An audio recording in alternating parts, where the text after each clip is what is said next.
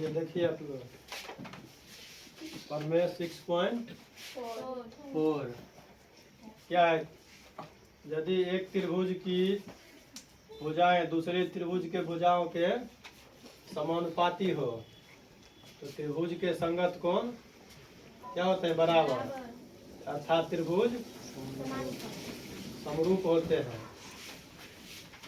समरूप होने के क्या नियम है, दो नियम, संगत भुजा समानुपाती या संगत कोण बराबर। इस प्रमेय में क्या दिया हुआ है, यदि कि एक त्रिभुज की भुजाएं दूसरे त्रिभुज के भुजाओं के समानुपाती हो तो उनके संगत भुजा समानुपाती हो तो संगत कोण बराबर होते हैं, अर्थात त्रिभुज समरूप होते हैं।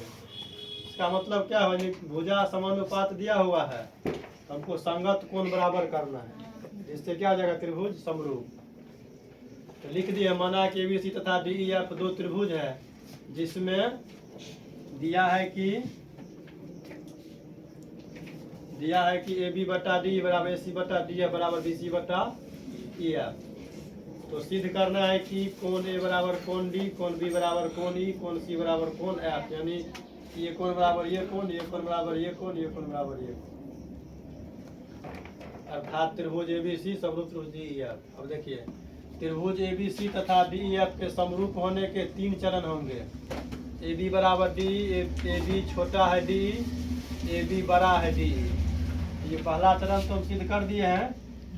अब दूसरा इसमें किए, देखिए, तो जब ए बी छोटा है डी, यानी ए बी जो है सो डी से क्या है, छोटा है, इसलिए इसमें क्या कर दिया, रचना हम क्या कहते हैं, त्रिभुज डी ई एफ में भुजा डी ई और डी एफ पर बिंदु पी और क्यू लिया तथा पी और क्यू को इस प्रकार मिलाया कि ए बी बराबर डी पी है, ए सी बराबर डी क्यू, यानी ये बराबर ये किए, इसको बड़ा माने है ना, तो इसलिए इसको यहाँ से रचना करके ये बराबर ये और ये बराबर ये। अब देखिए समीकरण फर्स्ट से, जो क्वेश्चन में दिया हुआ है उसको समीकरण फर्स्ट मान लिए थे, तो फर्स्ट से ए बी बटा डी बराबर ए सी बटा डी एफ लिए हैं। बोलिएगा ये क्यों बी सी बटा एफ क्यों छोड़ दिए, क्योंकि इसी दोनों को लेने, इसी से आगे सॉल्व होगा। देखिए, ए बी बटा डी बराबर ए सी बटा डी एफ, लेकिन रचना में ए बी बराबर क्या है, डी पी, ए सी बराबर डी क्यू। रचना से ये दोनों इस दोनों को बदल दिए, तो डी पी बटा डी बराबर डी क्यू बटा डी एफ, दोनों तरफ व्युत्क्रमानुपात लगा दिए हैं। क्यों, क्योंकि इसको घटा करके हेल्स प्रमेय के रूल पर लाना है, डी पी बटा डी लाना, इसीलिए दोनों तरफ व्युत्क्रमानुपात लेने पर तो डी बटा डी पी बराबर डी एफ बटा डी क्यू।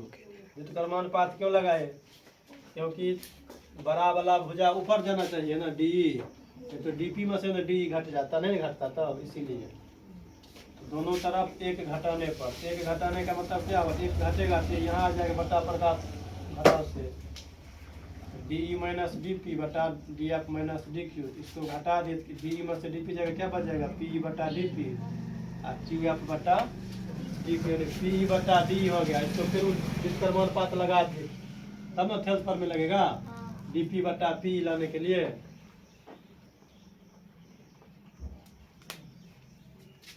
पुनः दोनों तरफ व्युत्क्रमानुपात लेने पर क्या हो जाएगा, डी पी बटा पीई और डी क्यू बटा क्यू एफ। तो थेल्स प्रमेय के विलोम से पी क्यू समांतर ई एफ हो जाएगा, पी क्यू समांतर ई एफ, या इसी को लिख दीजिए पी क्यू बराबर ई एफ, बराबर लिख सकते हैं। तो कोण पी बराबर कोण ई, कोण क्यू बराबर कोण एफ, संगत कोण हो जाएगा, क्योंकि जब ये दोनों समांतर है तो ये कोण बराबर ये कोण, ये कोण बराबर एक कोण। जब ये दोनों का कोण बराबर हो गया तो त्रिभुज डी पी क्यू और डी ई एफ समरूप हो जाएगा। इस त्रिभुज का ये हो गया, इस त्रिभुज का ये को दोनों कोण हो गया, किससे, ए समरूपता से। जब ये त्रिभुज हो गया समरूप, ये तो समरूप त्रिभुज की संगत भुजा क्या होती है, समानुपाती, इसलिए डी पी बटा डी बराबर डी क्यू बटा डी एफ बराबर पी क्यू बटा ई एफ। अब रचना से देखिए, हम डी पी बराबर क्या माने हुए हैं, ए बी, तो ए बी बटा डी, ए सी बटा डी एफ, पी क्यू बटा ई एफ। इसको मान लिए समीकरण थर्ड। तो समीकरण फर्स्ट तथा थर्ड से देखिए, ये दोनों बराबर है, इसमें भी ये दोनों बराबर है, इसलिए बी सी बट्टा ई एफ बराबर पी क्यू बट्टा ई एफ कट गया, बी सी बराबर पी क्यू बच गया। तो समीकरण सेकेंड से पी क्यू बराबर क्या है, ई एफ, यहाँ पी क्यू बदले क्या दे दिए ई एफ, तो बी सी बराबर क्या हो गया ई एफ। अब देखिए फिर इस साइड इसके बाद हल कर देते क्या होगा।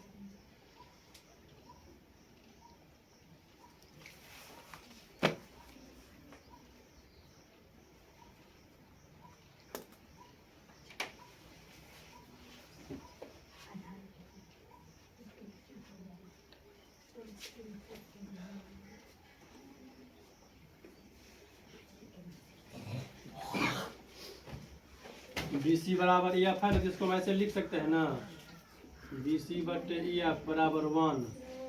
हाँ, अब देखिए समीकरण